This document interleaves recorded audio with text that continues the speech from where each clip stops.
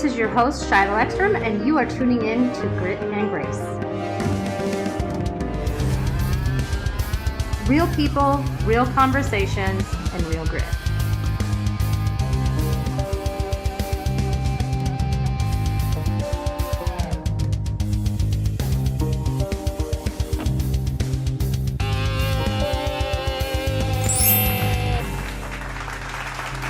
Celebrating Mother's Day, and some of us don't have great relationships with mom. Let's talk about it. This is Shiloh, and you are listening to Grit and Grace. Okay, everybody. So just had Mother's Day, and this is a very interesting Mother's Day for me for many reasons. I know my intro was kind of talking about mother-daughter relationships or mom relationships, but it's also going to dive into some family issues and how to tackle those. I do want to talk about some things that are near and dear to me that I've been really quiet about, and I figured I would share with my listeners. So I hope you all had a fabulous Mother's Day. We actually did. I did a really nice post for mom. Yeah, I posted, but I also was with mom and told her Happy Mother's Day. I saw that Jim Carrey meme that was pretty funny. Like, oh, I totally almost, I posted on Facebook or something, and it was cute. But yeah, we have to get better at reaching out, picking up the phone, being present and being together. And I think COVID's actually taught us that. We've learned to just appreciate the little things. Like, I used to dread going to these like dinners because we had little kids, and it would be like, okay, get the kids ready. Let's go. Let's just get it done with and let's go home. And I think I noticed, and I'm sure some of y'all did too, if you got to go out to eat or whatever you did, that I really enjoyed the dinner. Like, I just took it all in. I wasn't sitting on my phone the whole time. I enjoyed my mom. I enjoyed my brothers. It was an interesting holiday for me. If y'all didn't know, I'm going through a separation, and I haven't been very open about it, but I will say it to my listeners and anyone tuning in here. There's really challenging. The last 6-7 months have been for me, the kids, and obviously my husband. So it was an interesting day, but, he sent me a nice message via text, and it was really important. It was really important to me, because you can go through a lot of stuff, but, my kids are everything, and they are to him too. And so it was a really nice message. So I appreciated that. But I know that, the family dynamics during holidays and Mother's Day for me, I've never loved it.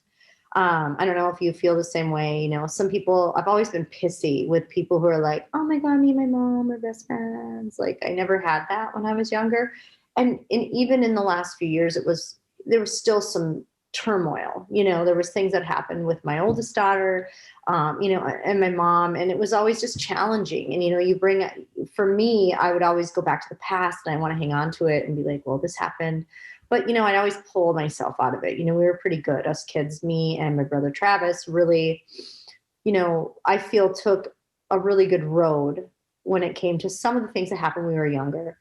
But there is hurt and pain. And so first we're going to talk about, we'll hit the separation part in a little bit, because I will talk openly about it a little bit, and then talk about just dynamics in families, because I know at holidays, and even though Mother's Day isn't one of the biggest holidays, I did go through, we went through Christmas time and that separated as well. And that was really hard. I had a lot of depression, and, you're running a business. Like, so for people listening, if you're running a business, you have to live, like, life still goes on. You have all these things, right? And I've, gone to counseling, and I've done the healing therapies, like all different kinds. I have healer friends and people who do therapy, and we do that. We keep our mental health in check. When you're running a high level business, multi-million dollars, and you have people depending on you, you have to take care of yourself. And so for me, a lot of the times, taking care of myself is being very quiet and very secluded, which can also be detrimental when I need somebody, because I'm really good for a certain amount of time, and then if I'm good for too long by myself, I'm like, whoa, I'm not like having any human connection here. I haven't had a hug besides my kids, like giving hugs and just having that emotional feeling, from friends. And it was like, I need to be around people more, and I have to push myself and remind, like, hey, I've got to reach out to my friends. I can't wait for somebody to reach out for me. So learning how to do that was really important for me this year. Obviously, you all know that I became sober almost a year ago. And that was a challenge in itself because, I was relearning myself. I haven't been a completely sober person for more than 9 months, having children since I was 15. And so that was really challenging. I mean, think about it. There's a lot of people who drink and don't have issues, but drink every weekend. Okay. So think about eliminating alcohol completely for a full year during super stressful separation and sadness, going to counseling together, dealing with kids and their emotions, holidays, life changes, business changes, good, bad, the ugly, money challenges, taxes, the things that are like stressors. And then you add a global pandemic that's still happening, and economy changes, and a presidential election, and more riots, and more crazy stuff, right? So how do you find that balance when you have a business and you're trying to keep your kids healthy and yourself healthy and make sure everybody's good? It can be really, really hard. And I will tell you, I've had some moments where I've wanted to go hang out with Jesus permanently. And it's really scary. And I'm being open about that. That is something that, the old mentality, that alcoholic mind of mine will go into the dark place, and it will tell me that's who I am and that's what I am. And I have to remind myself of who I am. And so for anyone who's struggling right now with life, with kids, if you have parent issues, like me and my mom have had issues over the years, I have to say over the last 7 months, because of my situation, she showed up for me and I didn't expect it. Not that I was like, oh, she's not going to be there, and I put that pressure on her. I didn't ask for it, but she was there. And it gives me a little teary-eyed because I was really scared, going into, okay, I'm going to do this on my own and I have to be alone again for the first time in 17 years, which for anyone that's scary, but losing a partner and a best friend, and, and there's no victim here, because I'm not saying that anyone did anything. I'm saying that this was a choice that I made, and ultimately we are making together to move forward and, eventually probably get divorced. And that's really tough. And that is something that I haven't spoken publicly about, but, it's in there. It's in the forefront. People can see it. And it's like, we don't have to say it, but people can tell. And so, the pressure of being on social media has really got to me too at times. And I finally decided yesterday, like, I'm done with TikTok. It doesn't serve me. And now, can you make money there? Yes. Can you build a business there? Yes. And I salute anyone who's going on platforms and rocking and crushing and trying. But for me, I didn't love it. It didn't matter what kind of video it was. It just, in my life right now, that is not the platform for me. I don't feel good on it. I feel like I'm exploiting myself in the wrong way. And I just didn't feel right, and I didn't get comfortable with it. And for me, I am on Instagram and Facebook. So those are my platforms for now. And that's where I'm going to stay. And I'm focusing on fixing my Instagram and making it fabulous. And so I made some changes yesterday, and I'm going to go in a different route. And, I think for business right now, if we go back to business, because I'm talking about a lot of stuff, I'm going personal, crazy, all over. I encourage you in business, go with your gut. I've never liked TikTok for myself. I see people crushing it. But for me, TikTok is not my platform. It's not going to be my platform. I don't like it. I don't enjoy it. It doesn't give me joy. And therefore I eliminate it.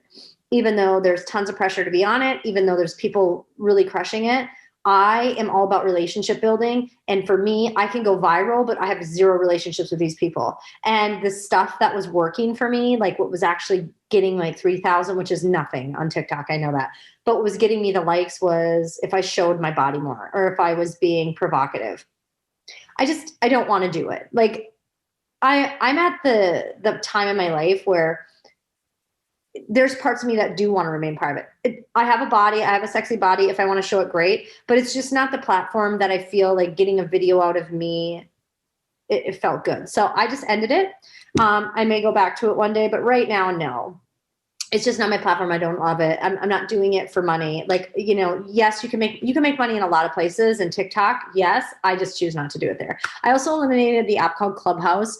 It was really great at first, but I was spending way too much time on there, and there was no money making time. Like, I was getting tons of value, but after a while it was the same thing over and over. And for me, I just chose to eliminate it. It was giving me notifications every day. I'm like, out. I got to be done. I'm not going to go back on it. Did I love it? Yeah. Did I make some connections? Great. But I wasn't utilizing it the way that some people are, which I also applaud. It's just like TikTok. If you're utilizing it and reaching out, making connections, great. But it was too much noise for me. And this is the other thing. Do what makes you happy. You have to love what you're doing in business. And for me, going through this year of sobriety and separation and all the things, you have to start saying no. You have to start saying, this isn't bringing me joy.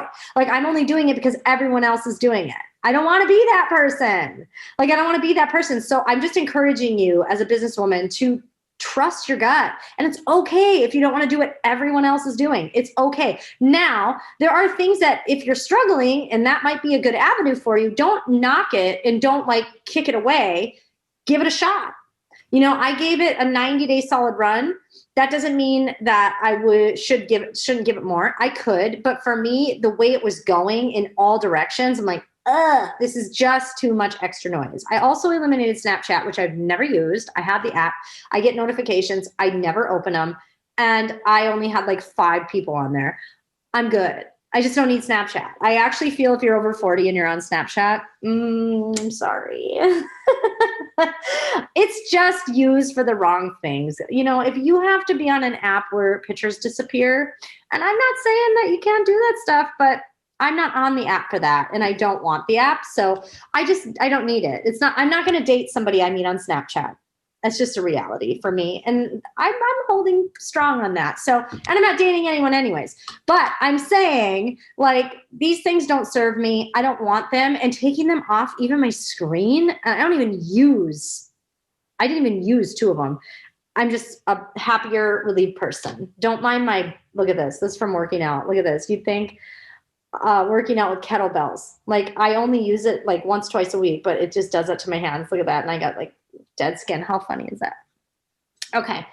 So Mother's Day, let's go back. Family challenges. You know, my brother and I, there's been many of holidays, birthdays that have been completely destroyed, even in the last 6-7 years, where we get in family blowouts. Me, my brother, and my mom. And some of them are really bad. Really bad, where, you know, you say that you're never going to speak to somebody again, and that doesn't happen, you know, it always comes back around. But you know, having this Mother's Day was fun. I had all 3 of my kids there. I had both my brothers there, you know. It was nice. It was quiet. We had fun. Like, you know, everybody visited, and then we had to go because actually the restaurant kind of wants you out. But I think if you're having challenges, something that has helped me was really focusing inward. You can't fix the other person. And when it comes to a parent, your parent's only going to be here for so long. I'm not going to have my mom forever. And the fact that I still have my mom is a blessing. I lost my dad, oh my God, 13 years ago. And I miss him every day. And it's like there was a recording on my answer machine and I deleted it. And it was his. And I remember after, because I just did it because I was like, I was still so emotional from when he died, and I heard the message and I'm like, I got to delete it. And then I cried because I'm like, I deleted the last words my dad ever said to me. And I'll never forget that.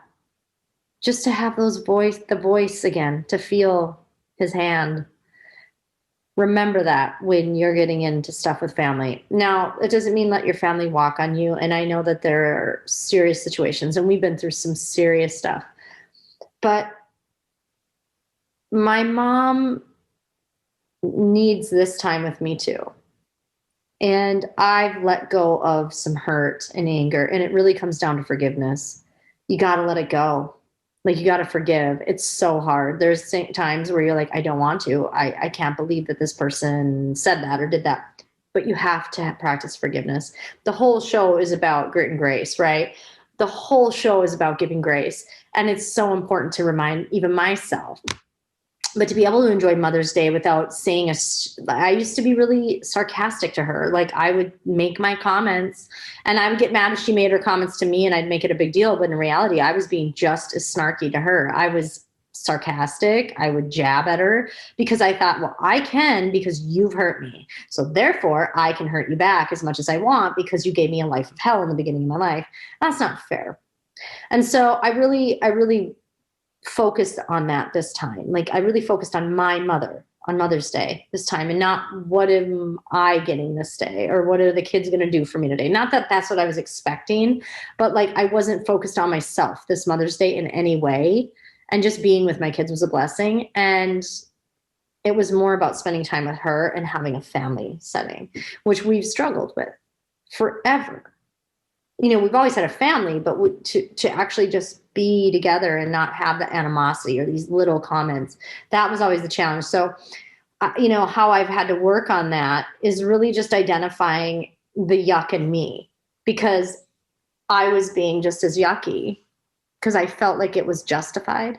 And I think a lot of us do that. I think we justify because you hurt me, I can do what I want. Because you hurt me, you owe me something. And that is just absolute BS. That's absolute BS. Because things I've realized during even the last 3 years, going through major life things, lawsuits and loss and serious emotional issues, breakdowns, and you know, personal relationship things, it's really shown me like this is what my mother was going through all the time, like high level stuff. And I was unable to see it because I was angry. And so it was really important for me to sit back and go, this woman was going through all the things, like, and some of the things I've never even experienced, nor would I ever want to. And she did it with grace, but she, I mean, not all the time, but she got through it and she had her kids. And I mean, I look at some people right now that I'm like, I don't think you could make it through that. Like the stuff she survived was serious. So I always call her a warrior. In the last 6 months, I've ended up calling my mom a warrior. And just, I've really looked at her in a different light because it took me going through so many hurdles and trauma to finally see that this woman had serious trauma and I was putting her down for it instead of going, wow. And I how could you as a child? As a child, you need your parents, right?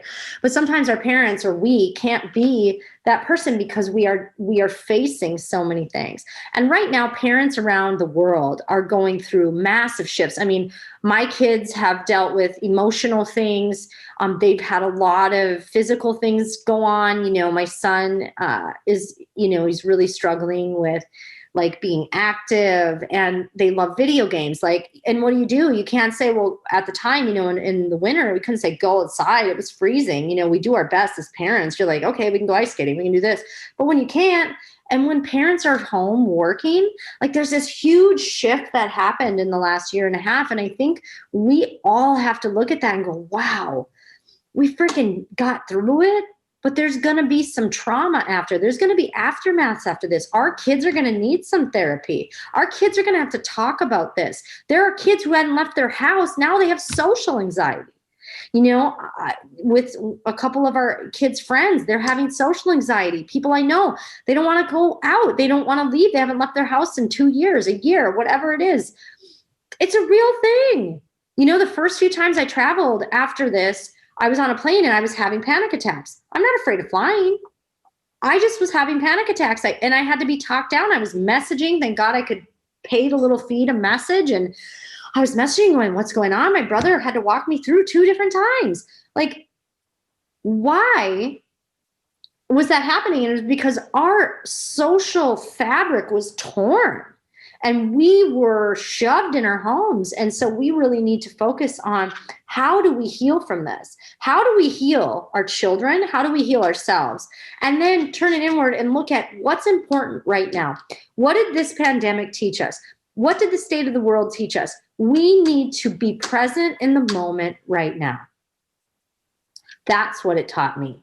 And even in my business, what can I do to be better? Well, putting me on 7 more platforms isn't making me better. Putting me on 2 where my focus can be strong, and giving me the team and working with them and plugging them into the right people who are going to take them farther than I can take them. Because it's not about me. It's just me. I'm the connector. I'm going to connect you to somebody who can help you better than me. My strengths are my strengths. You get those. What you need outside of me, that's what I find for you. And I think that was what I really realized in the last 2 years. I was so hard on myself in business because I would think, well, I have to be the leader who does it all. If I have to have all the strengths, and if I screw up, I'm a failure, right? No, that's not true, because everybody goes through this. I'm not an organized person when it comes to like a calendar. I had to get better at my calendar. I got better, but that's not my biggest strength. I'm not good at taxes. I hired somebody who got me good at taxes. It's not my strength. So find it. Quit putting yourself down for the stuff you're not good at, and find somebody who can do it with you or for you, and have them do it, right? Delegate. Leadership is about delegation too. It's not about managing, it's about delegating. Who can I bring in for this person? Who can come in and help the team here? Who can come in and help me so I can be better for the team, right? That's what it's all about. And so that's what I've learned over the last 2 years as well. And, as we go back into some personal things and relationship stuff, having one of the most challenging, but also blessed, like I've had some of the best things in business and life happen, and also some of the hardest things, was being clear for this part. Being clear, not being a hot mess express for my kids. Like, my kids can't come to me right now and see a mom that's broken down in a train wreck. That wouldn't have worked. Like, there's no other time that I could have handled some of the things that have gone on, but also been able to enjoy the beautiful things that have gone on, like the relationship with my mother and the relationship with my oldest daughter.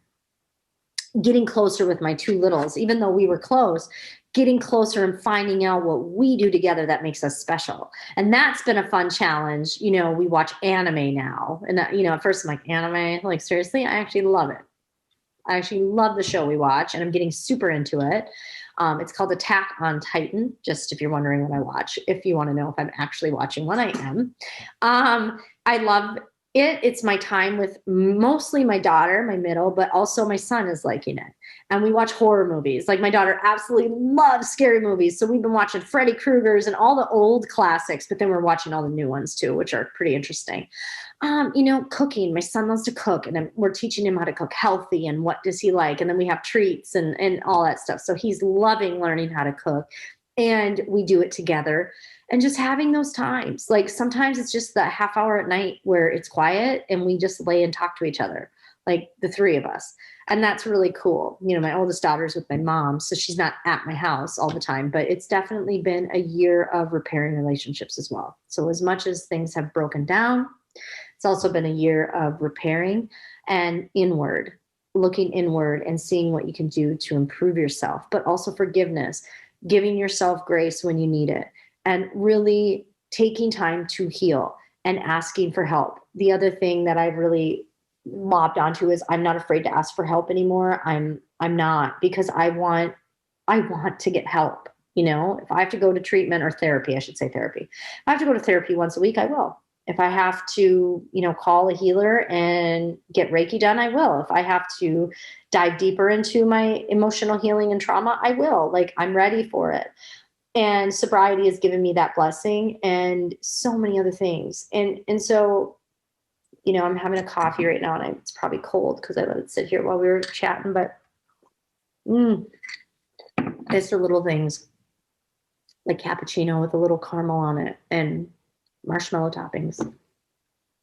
I love it.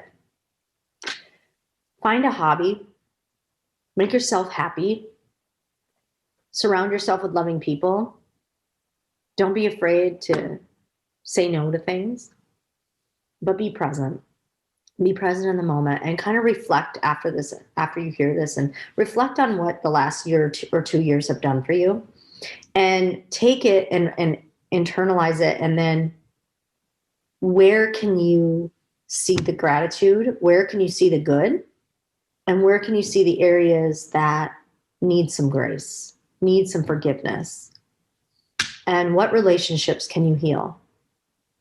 Because it all starts here. It all starts in us. So where can you heal? And this is just a short, sweet episode of Grit and Grace. I am Shiloh Ekstrom. I'm in Duluth, Minnesota, coming at you all over the world. And I absolutely love and adore and appreciate all of you for listening into this episode, letting me share some really personal things, and hopefully brought you some value and some love. So have a great day, and I'll catch you on the next episode. Thank you for listening to and watching Grit and Grace. This episode will be continued next week. Subscribe to us on Spotify or Apple iTunes to listen, and download the Lux TV app to watch anytime, anywhere.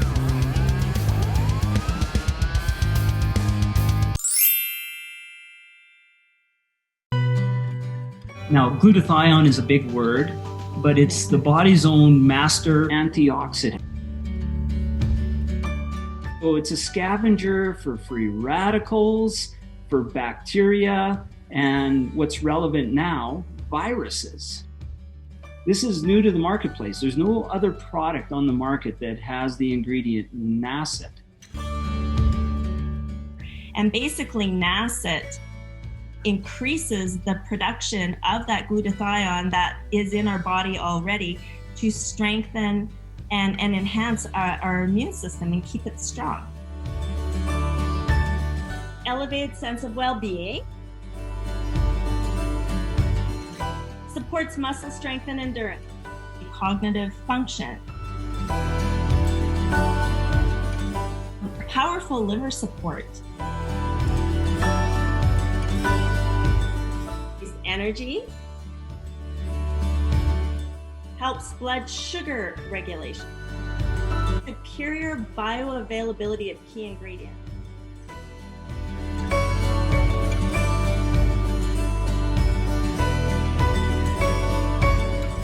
One of your best defenses against COVID is a strong immune system. Taking GSH Plus as a daily supplement does all that. And now we have the product out on the marketplace.